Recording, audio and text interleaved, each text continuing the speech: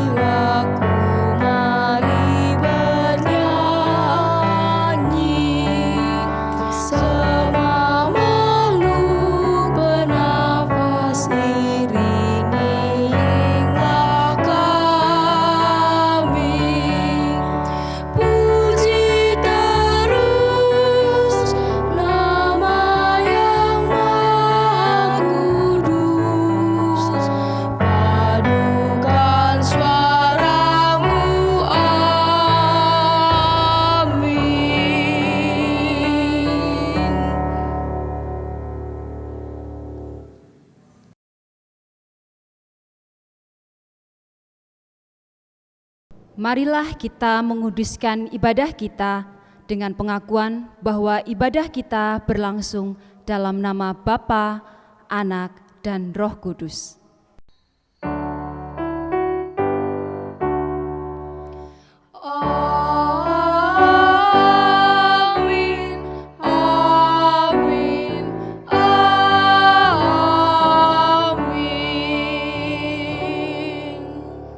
Tuhan beserta saudara dan bersertamu juga.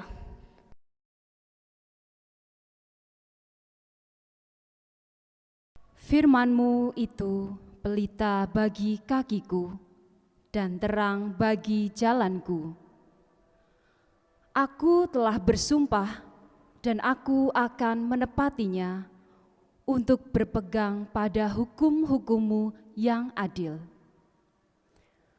Orang-orang jahat telah memasang perangkap terhadapku, tetapi aku tidak menyimpang dari titah-titah-Mu. Peringatan-peringatan-Mu adalah milik pusakaku untuk selama-lamanya, sebab semuanya itu membuat hatiku gembira.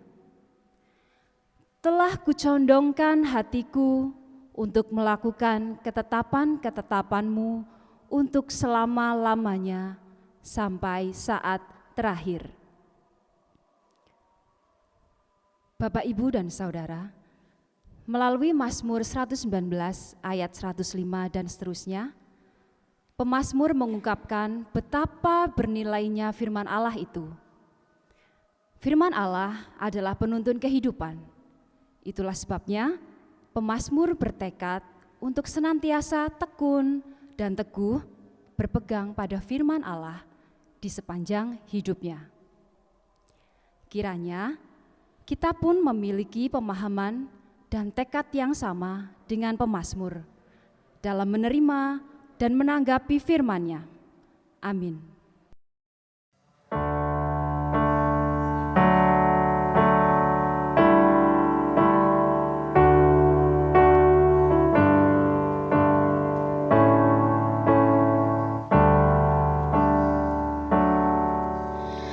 Firman-Mu pelita bagi kakiku, terang bagi jalanku. Firman-Mu pelita bagi kakiku, terang bagi jalanku. Waktu ku bimbang dan hilang jalanku, tetaplah Kau di sisiku. Dan takkan ku takut asal Kau di dekatku, besertaku selamanya.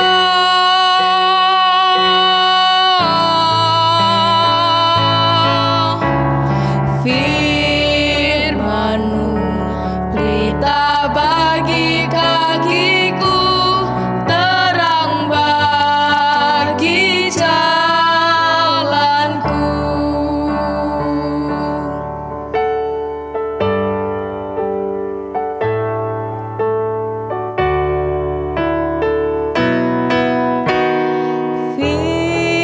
Firman-Mu pelita bagi kakiku, terang bagi jalanku. Firman-Mu pelita bagi kakiku, terang bagi jalanku. Waktu ku bimbang dan hilang jalanku, tetaplah Kau di sisiku. Dan takkan ku takut asal Kau di dekatku, besertaku selamanya.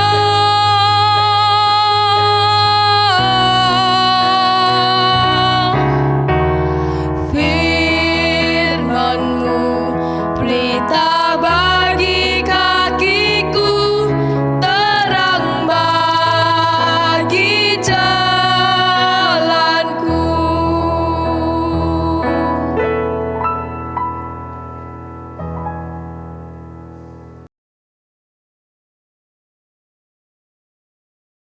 Bapak, Ibu, dan Saudara, Sekarang kita akan berdoa untuk mengakui segala dosa dan kesalahan kita, dilanjutkan dengan doa syafaat dan doa persiapan pelayanan firman.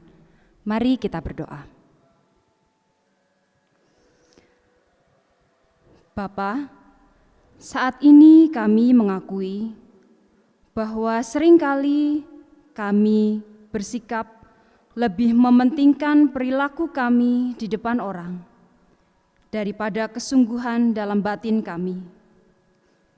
Kami ingin terlihat baik, terlihat saleh, terlihat taat, tapi sesungguhnya hati kami masih belum lahir baru. Kami sungguh malu ketika saat ini kami berbicara langsung padamu dan kami mengakuinya. Saat ini kami mau menaikkan permohonan kami atas wabah COVID-19 supaya segera dimusnahkan dari bumi ini. Kami juga mohon kesembuhan untuk semua orang yang terjangkit dan kami mohon perlindungan dan juga berkat untuk para tenaga kesehatan dan semua orang yang ikut ambil bagian dalam penanganan wabah COVID-19 ini. Kami juga mohon berkat-Mu untuk pelayanan vaksinasi oleh GKI Gombong dalam kerjasama dengan Rumkitban DKT Gombong. Kami juga mengucap syukur atas pemerintah bangsa kami. Kami mohon berkat supaya pemerintah di pusat maupun di daerah dimampukan dalam melaksanakan tugasnya. Kami juga mohon berkat untuk bangsa Indonesia supaya bangsa kami senantiasa diberi damai dan tentram. Kami mengucap syukur atas berkat dan pekerjaan yang selama ini dianugerahkan Allah Bapa kepada kami. Kami mohon pimpinan dalam menikmati dan mengerjakannya. Kami juga mohon berkat untuk para lanjut usia, supaya mereka beroleh hati yang bersukacita dan iman percaya di dalam Engkau. Kami juga mohon berkat untuk studi anak-anak, biarlah mereka tetap bersemangat dan bersukacita dalam belajar mereka di tengah pandemi, dan kami juga mohon berkat-Mu atas doa dan pergumulan pribadi kami masing-masing. Bapak, Ibu, dan Saudara dipersilahkan untuk menaikkan doa pribadi masing-masing.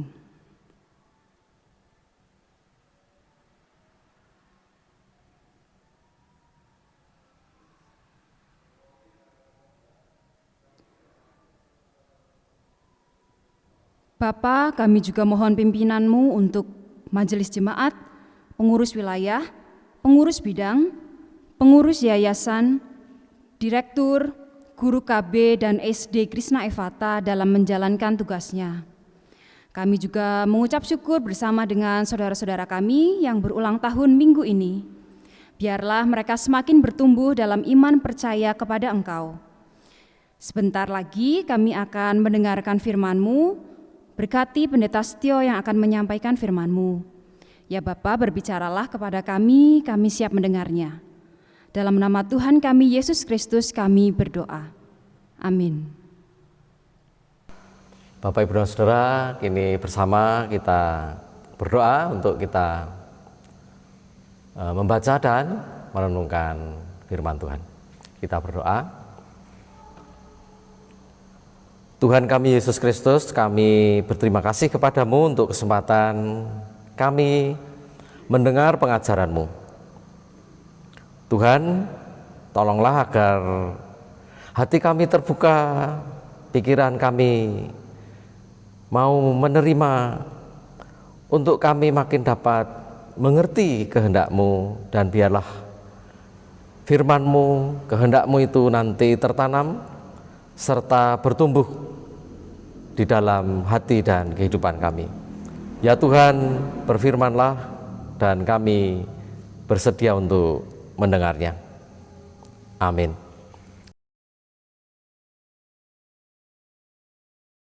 Bapak, Ibu, dan Saudara, Injil yang akan kita perhatikan pada minggu ini dari Injil Markus pasal 7 ayat 1 sampai 8, dilanjutkan ayat 14 dan 15, lalu ayat 21 sampai 23. Markus pasal 7. Saya membaca untuk Bapak, Ibu, dan Saudara. Demikian. Pada suatu kali serombongan orang Farisi dan beberapa ahli Taurat dari Yerusalem datang menemui Yesus. Mereka melihat bahwa beberapa orang muridnya makan dengan tangan najis, yaitu dengan tangan yang tidak dibasuh. Sebab orang-orang Farisi seperti orang-orang Yahudi lainnya tidak makan kalau tidak melakukan pembasuhan tangan lebih dahulu, karena mereka berpegang pada adat istiadat nenek moyang mereka. Dan kalau pulang dari pasar, mereka juga tidak makan kalau tidak lebih dahulu membersihkan dirinya. Banyak warisan lain lagi yang mereka pegang, umpamanya hal mencuci cawan, kendi, dan perkakas-perkakas tembaga. Karena itu orang-orang Farisi dan ahli-ahli Taurat itu bertanya kepadanya, "Mengapa murid-muridmu tidak hidup menurut adat istiadat nenek moyang kita, tetapi makan dengan tangan najis?" Jawabnya kepada mereka, "Benarlah nubuat Yesaya tentang kamu, hai orang-orang munafik. Sebab ada tertulis, bangsa ini memuliakan aku dengan bibirnya, padahal hatinya jauh daripadaku. Percuma mereka beribadah kepadaku, sedangkan ajaran yang mereka ajarkan ialah perintah manusia. Perintah Allah kamu abaikan untuk berpegang pada adat istiadat manusia." 14 dan 15. Lalu Yesus memanggil lagi orang banyak dan berkata kepada mereka, "Kamu semua, dengarlah kepadaku dan camkanlah. Apapun dari luar yang masuk ke dalam seseorang tidak dapat menajiskannya, tetapi apa yang keluar dari seseorang, itulah yang menajiskannya." 21 sampai 23. Sebab dari dalam, dari hati orang timbul segala pikiran jahat, percabulan, pencurian, pembunuhan, perzinahan, keserakan, kejahatan, kelicikan, hawa nafsu, iri hati, hujat, kesombongan, kebebalan. Semua hal-hal jahat ini timbul dari dalam dan menajiskan orang. Bapak, Ibu, dan Saudara, inilah Injil Tuhan kita Yesus Kristus. Berbahagia kita yang membaca atau mendengarnya, lalu menerima dalam hati untuk melakukan dalam hidup setiap hari. Haleluya. Haleluya, haleluya, haleluya.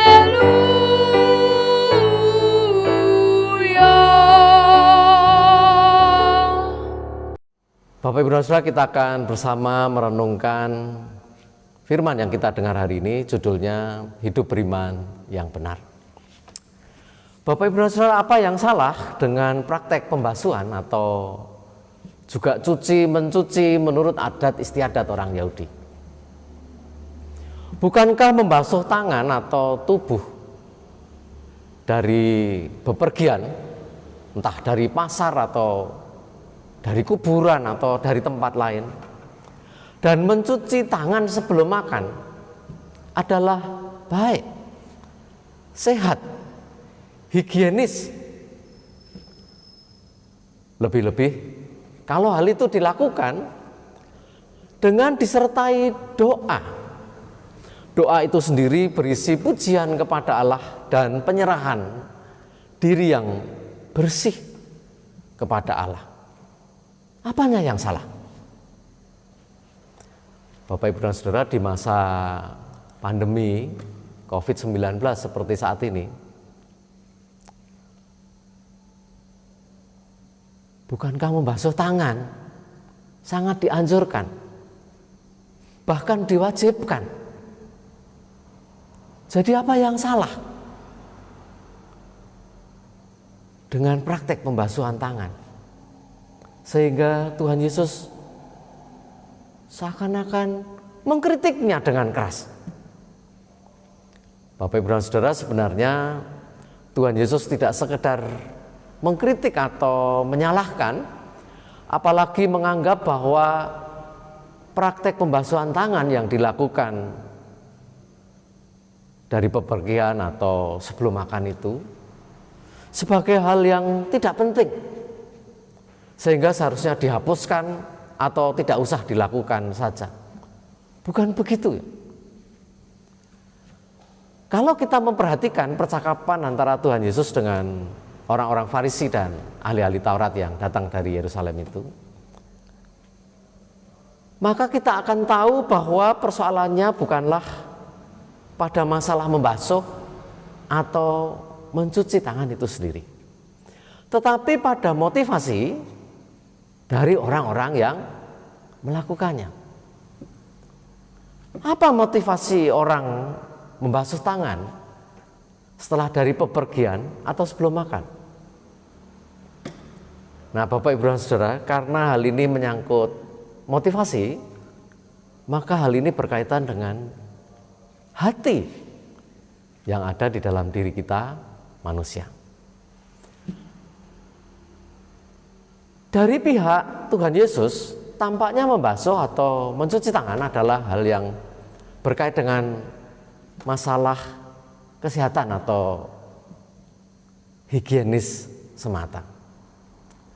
Bapak Ibu dan Saudara, perlu menjadi informasi bagi kita bahwa para murid Tuhan Yesus yang dikritik oleh orang-orang Farisi, mereka bukannya tidak mencuci tangan sebelum makan.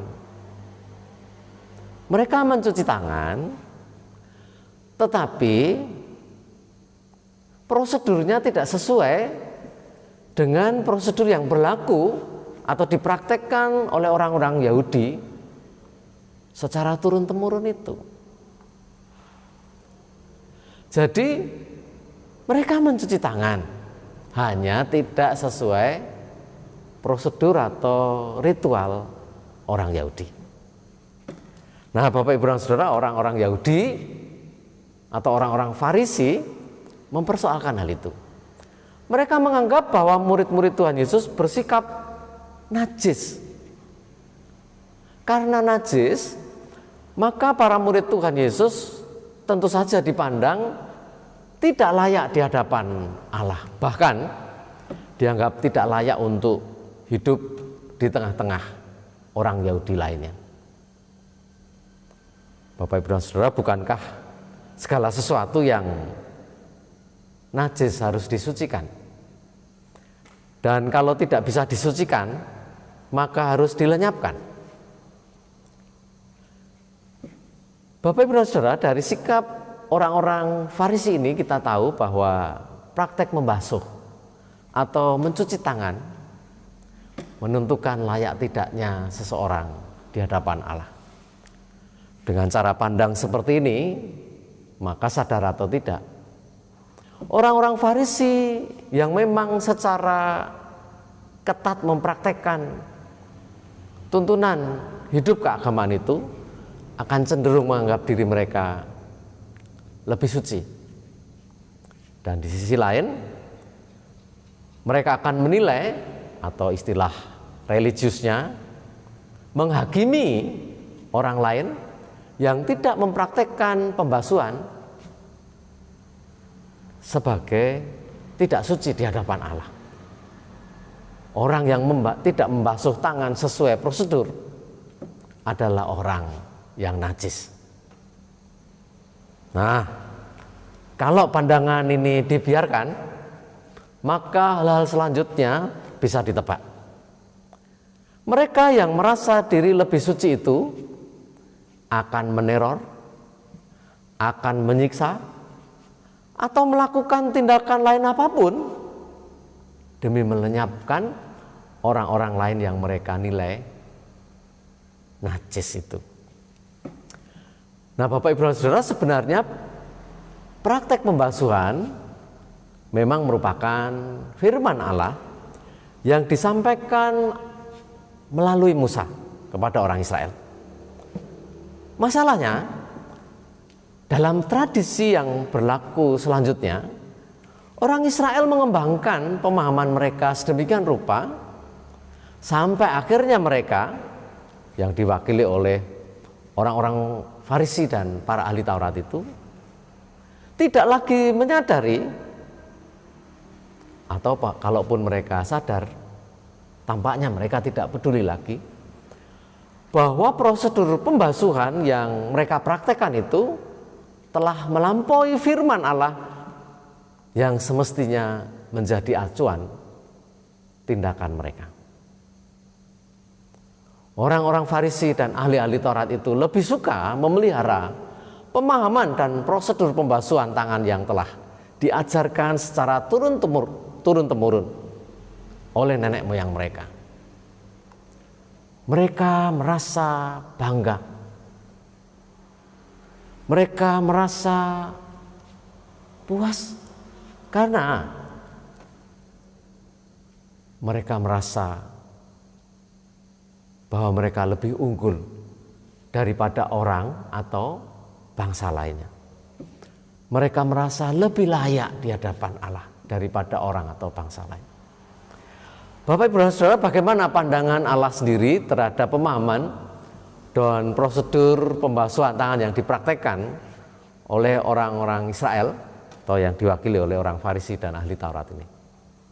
Mengutip pernyataan yang disampaikan Nabi Yesaya berabad-abad sebelumnya, Tuhan Yesus berkata, "Bangsa ini telah memuliakan aku dengan bibirnya, padahal hatinya jauh daripadaku. Percuma mereka beribadah kepadaku, sedang ajaran yang mereka ajarkan ialah perintah manusia." Ayat 6 dan 7. Tuhan Yesus sendiri menyebut orang-orang Farisi itu sebagai orang-orang munafik. Munafik artinya acting atau pura-pura. Beda antara penampilan dengan apa yang ada di dalam hati. Padahal mana yang lebih menentukan? Mana yang lebih penting? Hati yang ada di dalam diri manusia atau penampilan yang tampak di luar manusia? Hati bukan? Sebab penampilan seringkali menipu. Tuhan Yesus lalu memberikan pengajaran demikian. Apa yang keluar dari dalam diri seseorang, itulah yang menajiskannya. Sebab dari dalam, dari hati orang, timbul segala pikiran jahat, percabulan, pencurian, pembunuhan, perzinahan, keserakahan, kejahatan, kelicikan, hawa nafsu, iri hati, hujat, kesombongan, kebebalan. Semua hal-hal jahat itu timbul dari dalam dan menajiskan orang. Ayat 21 sampai 23. Bapak Ibu dan Saudara, dari pengajaran yang disampaikan oleh Tuhan Yesus ini, hari ini kepada kita ditekankan mengenai betapa pentingnya hati yang ada di dalam hati kita manusia. Oleh sebab itu, hal penting dalam rangka ibadah kita kepada Allah adalah mengenai hati. Pujian muncul harus dari dalam hati, dengan ketulusan, dengan kesungguhan. Bukan sekedar penampilan ataupun ritual yang kelihatan mata.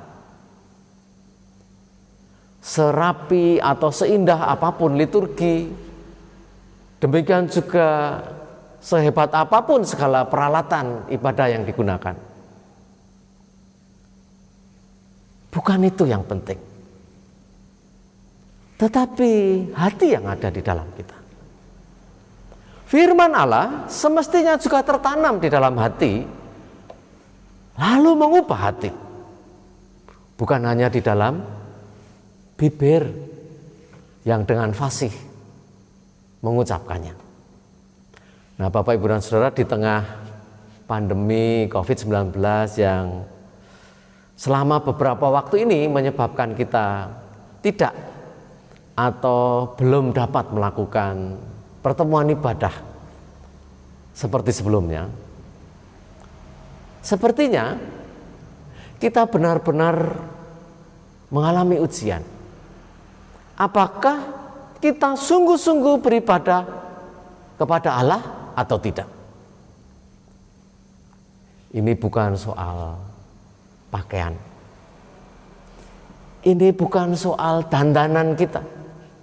Ini bukan soal sepatu, ini bukan soal kendaraan yang kita pakai atau kita gunakan. Bahkan ini bukan tentang berapa besarnya uang atau materi apapun yang kita persembahkan.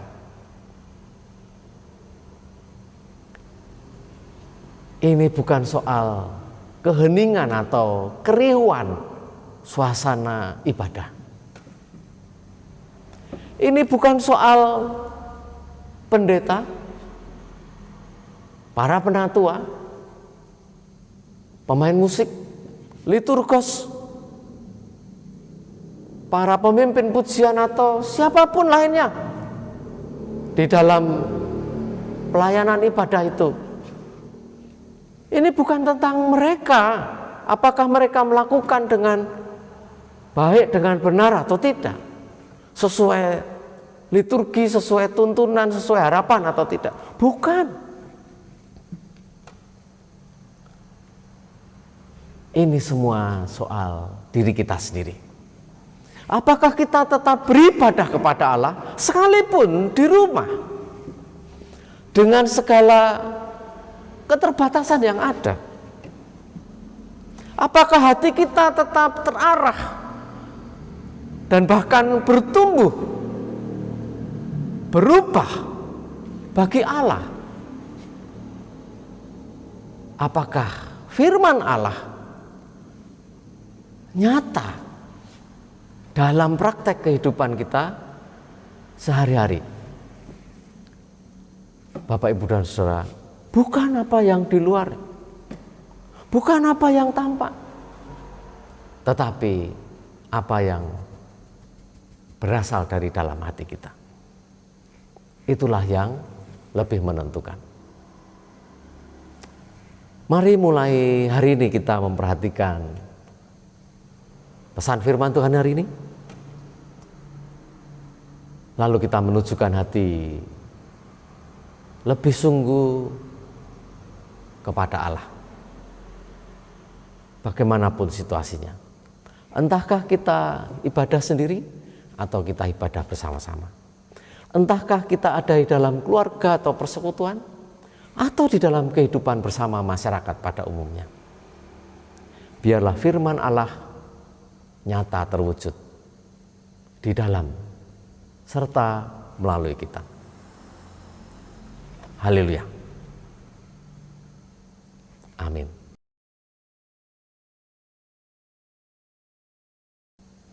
Bapak, Ibu, dan Saudara, mari kita berdoa. Tuhan kami Yesus Kristus, terima kasih atas firman-Mu. Kami menyerahkan diri kami. Kami menyerahkan hati kami. Tuhan, biarlah firman-Mu tertanam. Biarlah firman-Mu mengubahkan kami. Ya Tuhan, biarlah mulai hari ini hati kami makin terarah kepadamu.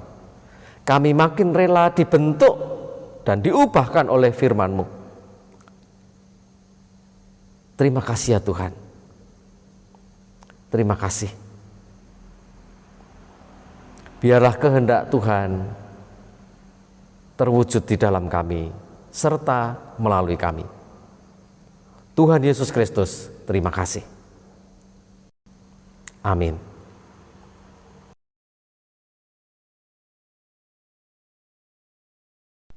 Bapak, Ibu, dan Saudara, sebentar kita juga akan bersama-sama menghaturkan persembahan kepada Tuhan.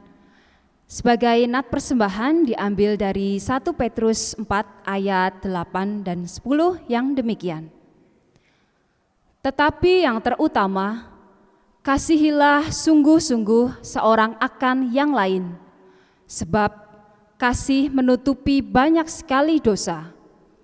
Layanilah seorang akan yang lain, sesuai dengan karunia yang telah diperoleh tiap-tiap orang sebagai pengurus yang baik dari kasih karunia Allah.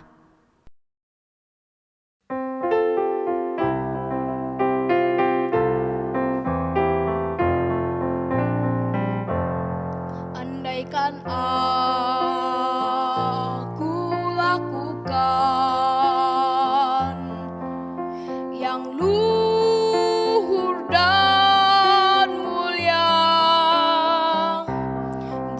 tanpa kasih cinta, hampa tak berguna. Ajarilah kami bahasa cinta-Mu, agar kami dekat padamu ya Tuhanku. Ajarilah kami bahasa cinta-Mu, agar kami dekat padamu. Cinta itu lemah lembut, sabar sederhana. Cinta itu murah hati, rela menderita. Ajarilah kami bahasa cinta-Mu, agar kami dekat padamu ya Tuhanku. Ajarilah kami bahasa cinta-Mu, agar kami dekat padamu.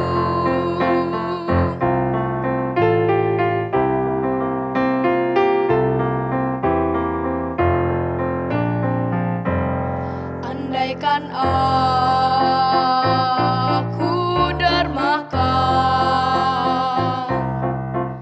segala milikku, tapi hanyalah cintaku sanggup membahagiakan. Ajarilah kami bahasa cinta-Mu, agar kami dekat padamu ya Tuhanku.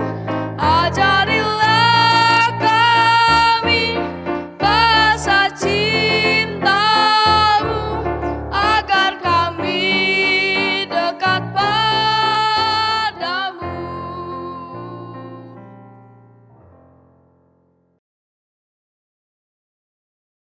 Mari kita bawa persembahan kita ke dalam doa. Bapa kami yang di surga, kami mengucap syukur untuk berkat yang boleh kami terima sampai hari ini melalui pekerjaan kami masing-masing. Saat ini kami telah mengumpulkan persembahan, kiranya Bapa memberkati supaya persembahan ini dapat membantu banyak orang. Dan berkati juga para majelis yang mengelolanya supaya dapat mengelola dengan bijaksana. Kami juga mohon berkat-Mu supaya kami tidak hanya mempersembahkan apa yang kami miliki, tapi kami juga mau mempersembahkan hati dan hidup kami untuk senantiasa melayani Engkau.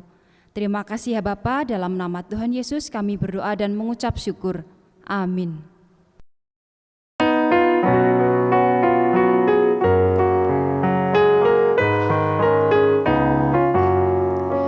Firman-Mu ku pegang selalu, saat duka, saat senang, jalan hidup yang akan datang, tangan Tuhan yang memegang.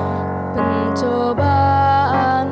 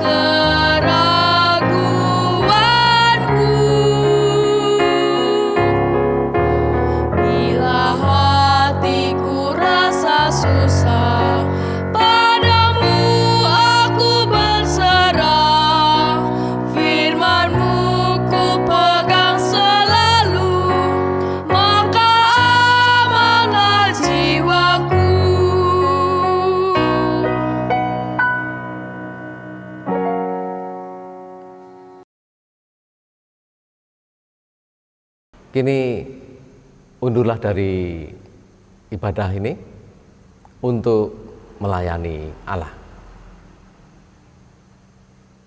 Ini terimalah berkat dari Tuhan Yesus Kristus yang demikian.